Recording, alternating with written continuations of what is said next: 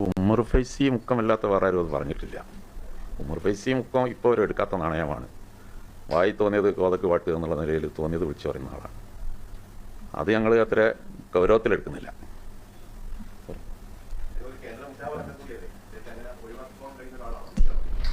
അതിനൊക്കെ ഒരു അന്ത്യം സമീപഭാവിയിൽ ഉണ്ടാവും.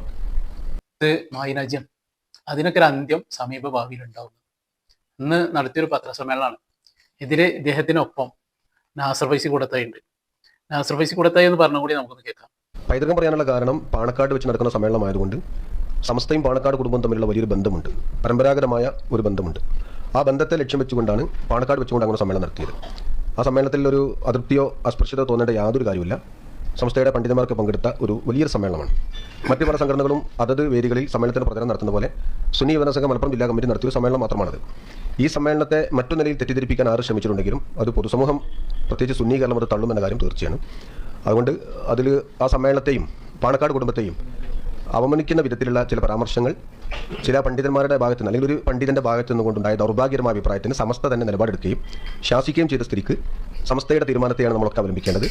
അത് പാണക്കാട് കുടുംബത്തെ അവമതിച്ചു എന്നതുകൊണ്ട് തന്നെയാണ് പാണക്കാട് കുടുംബത്തോട് ദുഃഖം രേഖപ്പെടുത്തുന്ന വിധത്തിൽ സമസ്തയുടെ ഉന്നതരായ നേതാക്കന്മാർ അങ്ങനെ പ്രസ്താവിക്കുക പോലും ഉണ്ടായിട്ടുള്ളത്.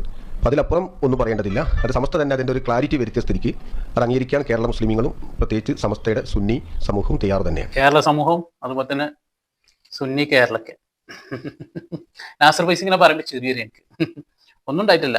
നാസർ ഫൈസി കുറച്ച് മുമ്പ് നടത്തിയൊരു പത്രസമ്മേളനത്തിന്റെ ഒരു വീഡിയോ കൂടി അതിനൊപ്പം ഒന്ന് കാണിച്ചു തരാം. മുസ്ലിം ലീഗ് ഉണ്ടാക്കിയതും സമസ്ത ഉണ്ടാക്കിയ കാലഘട്ടത്തിലുള്ള ബാഫക്കിട്ടങ്ങളുടെ കാലത്തൊക്കെ ഈ സാധാത്തുക്കളായ ആത്മീയ നേതാക്കന്മാർ സമസ്തയുടെ ആദർശ വ്യതിയാനമുള്ള മുജാഹിദ് ജമാഅത്തെ ഇസ്ലാമി സംഘടനകളുടെ സമ്മേളനത്തിൽ പങ്കെടുക്കാറില്ല.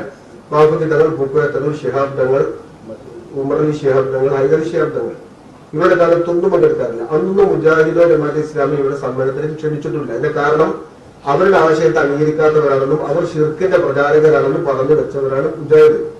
അതുപോലെ തന്നെ ഈ ആശയ വ്യതിയാനം അവരുടെ ഭാഷയിലുള്ള ഈ തങ്ങന്മാർ അവർ വിളിക്കാറില്ല.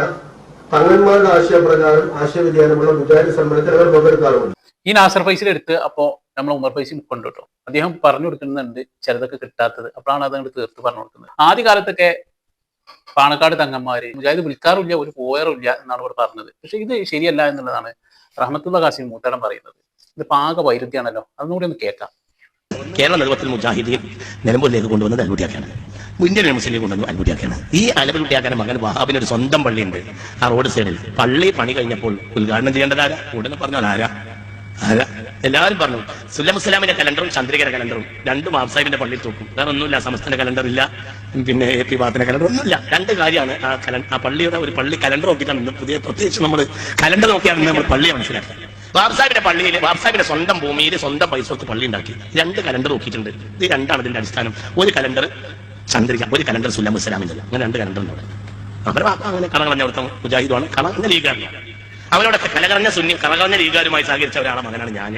അങ്ങനെയായിരുന്നു അവരൊക്കെ ജീവിച്ചിരുന്നത്. അപ്പൊ പള്ളി ഉണ്ടാക്കി കഴിഞ്ഞാൽ പിന്നെ ആരാണ് ഉദ്ഘാടനത്തിൽ? അപ്പൊ ആര് പറഞ്ഞു പള്ളി ഉണ്ടാക്കിയിട്ടുണ്ടെങ്കിൽ ഉദ്ഘാടനം പാണക്കാട് തന്നെ ശാപങ്ങൾ കൊണ്ടുവരാം. ശാപങ്ങൾ അങ്ങനെ മുജാഹിദിന്റെ പള്ളി ഉദ്ഘാടനം ചെയ്തത് ശിഹാബ് തങ്ങള്. ഇനി ഉദ്ഘാടനം മാത്രമല്ല ശിലാസ്ഥാപനം ചെയ്തതോ ബാപ്പയ്ക്ക് തങ്ങള്. അതും കൂടി പറയുന്നുണ്ട്. മലയാള ഭാഷയിൽ ഖുതുബ നിർവഹിക്കുന്ന ഇന്നുമുള്ള പള്ളിയാണ് തിരുവങ്ങാടി PSMO കോളേജിലെ ജുമാഅത്ത് പള്ളി.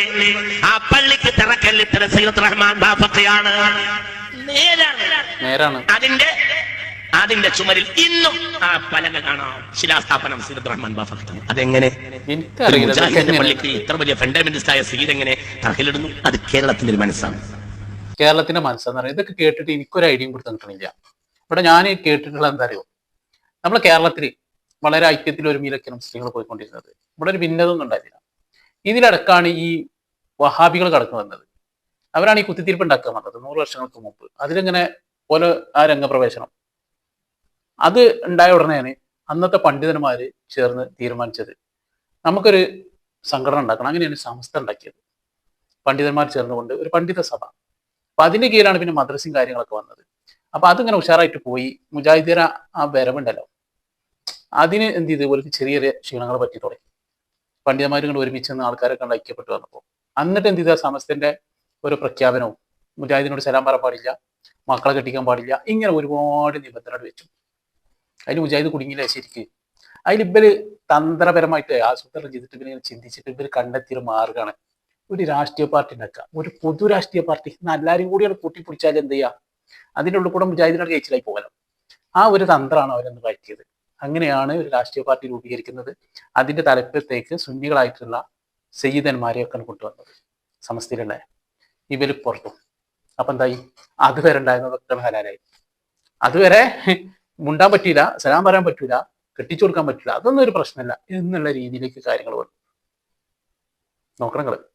അപ്പൊ ഒരു പറ്റം പണ്ഡിതന്മാർ പറഞ്ഞു ഇങ്ങനെ ആയ ശരിയാവില്ല, സമസ്തയുടെ സ്ഥാപിത ലക്ഷ്യതല്ല എന്ന് പറഞ്ഞുകൊണ്ട് അവർ എന്നിട്ട് വന്നു. അതല്ലേ നമ്മുടെ സുന്നികൾ രണ്ടാമത്തെ പ്രധാന കാരണം അല്ലേ? നിങ്ങൾ പറയും. എന്നിട്ട് കുറെ ആൾക്കാർ എന്താ പറഞ്ഞത്, ഇവിടെ ഭിന്നിപ്പുണ്ടാക്കിയത് ആരായി? ആ യഥാർത്ഥ ആശയത്തിൽ ഉറച്ചു നിന്നവരാണെന്ന് പറഞ്ഞത്. അവര് ന്യൂനപക്ഷമായിരുന്നു. അവര് പലയിടത്തും ആക്രമിക്കപ്പെട്ടു. ഒരു രാഷ്ട്രീയ പാർട്ടിയുടെ പിന്തുണ ഒരു കൂട്ടർക്ക് മാത്രം. കെ വിഭാഗം ലീഗിന്റെ ഒപ്പം മടി ഉറച്ചു നിന്നു. അതല്ലേ നമ്മൾ കണ്ടത്. ഈ അടുത്ത കാലത്താണ് ജിഫ്രി മുത്തുകോയത്തങ്ങൾ സമസ്ത കെ വിഭാഗത്തിൽ എത്തുന്നത്. അന്ന് മുതലാണ് അവർ ആദർശം പറഞ്ഞു തുടങ്ങിയത്. ഞാൻ പലപ്പോഴും പറയുന്ന ഒരു കാര്യമാണ്, നമുക്കൊക്കെ അറിയുന്നൊരു കാര്യമാണ്. അതിനുശേഷമല്ലേ അവരിൽ കുത്തിത്തിരിപ്പ് തുടങ്ങിയത് വീണ്ടും.